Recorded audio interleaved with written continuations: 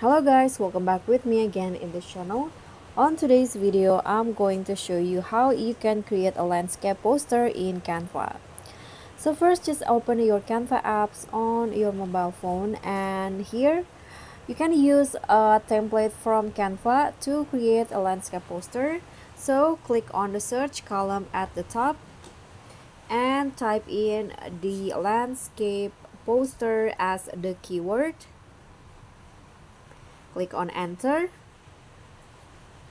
So after you click on enter, there will be lots of posters options that you can select to create your own poster.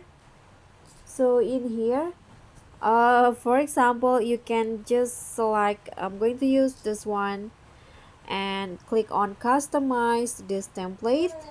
And after this, you can just make some changes. For example, you can change the content of the poster to your own information, or you can also change the name. For example, here I'm going to just create a Tong Boss channel, for example, and here you can also change the date if you want, and after that you can also add your own website. When you're done, just click on arrow at the top to finish it. So guys, that's all for me. Thank you so much for watching. Don't forget to like, comment, and subscribe. Also click on the thanks. Bye.